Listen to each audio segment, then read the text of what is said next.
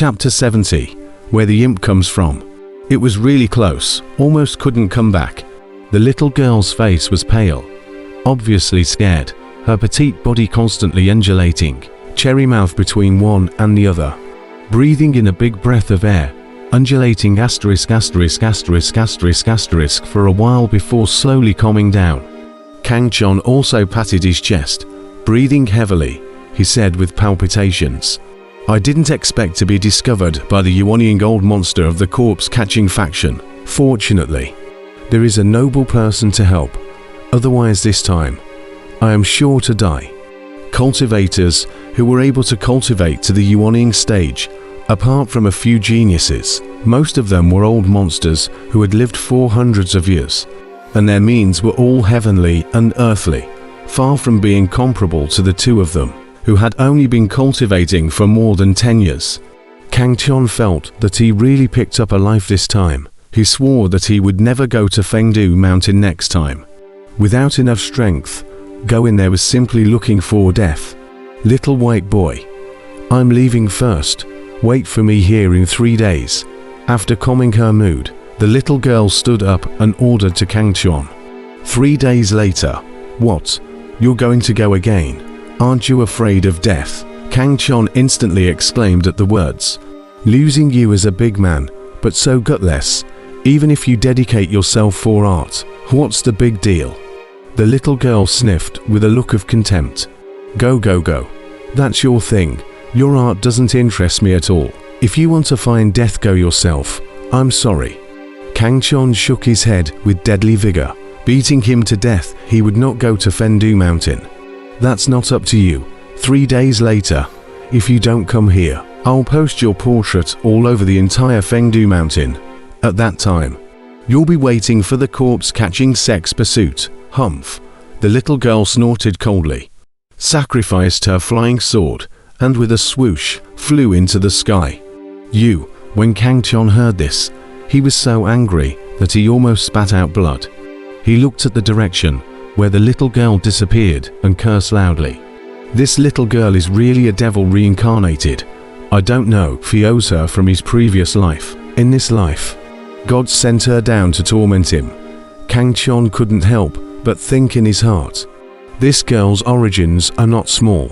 The Yuanying stage expert who stepped in to save you guys just now should be the one who specially protected this girl. Emperor Dan's voice suddenly came from his mind. "This girl is evil. Messing with her, I feel like bad luck is beckoning me." Kang Chon's face was filled with grief. He was actually threatened by a little girl, and there was nothing he could do about it. "Ha!" Emperor Dan laughed. Kang Chon cursed for a while and ran in the direction of the Haoyu residence. At this time, the sun had already risen high in the sky, and countless radiant haze rays were spilling over the entire Fengdu city, adding a few brilliant colors to this ancient city. The bustling streets were already overcrowded, with an endless stream of incoming and outgoing cultivators.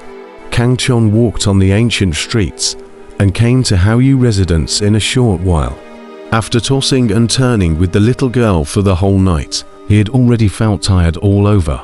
Plus the threat of being threatened by the corpse-catching sex Yuanying stage expert, which made him even more mentally and spiritually fatigued.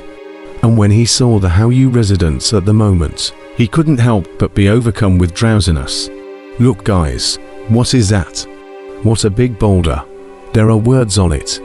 Battle, what a domineering word. This is someone giving a letter of war." The bustling Haoyu residence was even more overcrowded today, and the wide front door was currently surrounded by layers of cultivators, and the chatter was endless. Kang Chon curiously walked forward and found that a huge stone was placed at the entrance of Haoyu residence, and above the stone was carved with the word war. The font was soaring and domineering, transmitting an unparalleled domineering aura. Beside the boulder, there was also a proud figure standing. This person Kang Chon knew. It was Wu Fei, who was defeated by him. Just at this moment, Wu Fei also saw Kang Chon walking not far away. He immediately narrowed his eyes, resentful gaze and disguised **** out. Kang-chon, this is my big brother's battle invitation for you. Please accept it. 7 days later, at the Fengdu Fighting Martial Arena, it will be a showdown. Wu Fei shouted.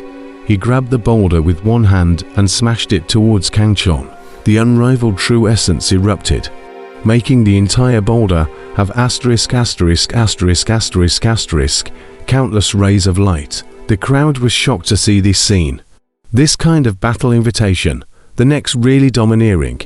Of course, the crowd is even more shocked that Wu Fei's big brother is actually going to fight with Kang-chon. To know that Wu Fei's big brother is the famous bully warrior Wu Gang, a strength is unfathomable, is one of the pinnacle experts in the young generation of the country of the Great Tang. Although Kang-chon had defeated Wu Fei, the crowd didn't think that he had the strength to fight with Wu Gang. After all, the reputation of the Great Tang 7 warriors had been a long time, not something that Kang-chon, who had just made his debut, could shake. Now, Wu Gang personally gave a battle invitation, which undoubtedly stirred up the excitement of the crowd, and they couldn't help but look forward to this battle of young masters in their hearts. Just as the crowd was surprised and excited by Wu Fei's words, the boulder was in the air, about to hit Kang-chon. HMPH. Facing the incoming boulder, Kang-chon snorted coldly. The whole person stood there without flickering or avoiding. His right hand directly clenched his fist and lifted it up, fiercely blasting at the boulder. Boom! With a single punch, the entire boulder split into pieces and turned into flying dust in front of Kang-chon. A defeated general dares to be reckless. I'll accept this battle invitation. I'll be on time for the appointment 7 days later, Kang-chon said coldly.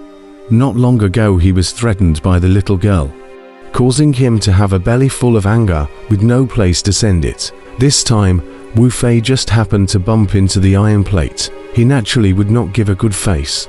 After shattering the boulder, Kang-chon didn't even look at Wu Fei and walked into Haoyu residence alone. Wu Fei's face was very ugly. That sentence of defeated general made him gnash his teeth. He looked at Kang-chon's back with a face full of resentment and said grimly, "Let you get away with it for the time being. Wait until Big Brother arrives.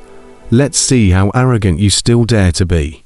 For his big brother Wu Gang, Wu Fei was full of awe. This time, since his big brother had made a move, then Kang-chon definitely did not have a chance to live, because his big brother had never left a living soul behind when he made a move. Wu Fei glanced at Kang-chon's back with hatred and turned to leave. Seeing this, the crowd of onlookers also dispersed one by one. They still had to be responsible for spreading this news throughout Fengdu City. In barely half a day's time, the entire Fengdu City spread the news that bastard warrior Wu Gang and Kang-chon would be dueling in 7 days, and suddenly the entire Fengdu City was stirred up. Wu Gang, the bastard warrior, needless to say, his name had already resounded throughout the Great Tang Kingdom, and in the young generation, his prestige was only below the 4 masters of the imperial capital. As for Kang-chon, although he had only just made his debut, he had easily defeated Wu Fei not long ago, causing his name to spread throughout Fengdu City, and it was at this moment when his popularity was on the rise, and the sudden appearance of such news had even made Kang-chon's fame rise even higher. It could be imagined that 7 days later, the Fengdu Martial Arts Arena would be packed with people.